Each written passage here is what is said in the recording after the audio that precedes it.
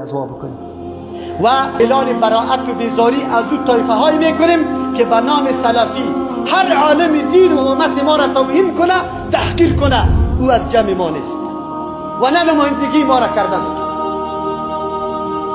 ما به کل علمای امت احترام قائل هستیم، اما معصوم نمیدانیم شه خطا شده، خطایش نمیگیریم. علما تنها همیچار نیست، به هزارها عالم وجود داره در امت، کلش قابل چی هستن؟ احترام. بلکه ما نظر به کتابی که یک عالم نوشته کرده که گوشتای علما مسموم است، زهر دیش انداخته شده، کسی کی را بخوره هلاک میشه. اگر زبان طعنه در حق علما کسی شروع بکنه، الله ذلیل میکنه، هلاک میشه. ما خطای علما را که صراحتاً بر ما برسه حمل میکنیم به چی؟ بگویم به عدم از اینکه توجهش نشده، غفلت کرده، دلیل برش نرسیده، توجیه گپش میکنیم. توجیه گپش میکنیم.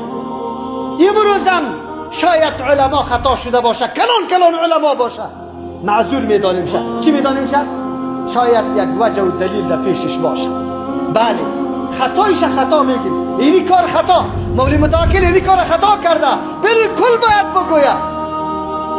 یک آدم یک عمل بدعت میکنه، میگم اینی عملش بدعت از خودش مبتدی نمیگم، اینی عمل شرک از خودش مشرک نمیگم، شده میتونه کدام وجه برش موجود باشه.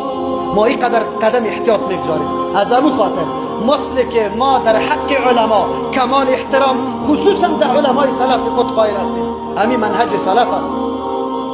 دیگه کسی که توهین و تحقیر علما را میکنه و از ما نیست.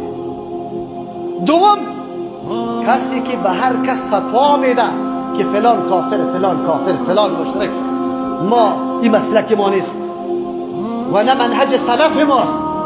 سلف ما در موضوع فتوای کفر به اندازه از احتیاط کار گرفته که هیچ پرسان نکن.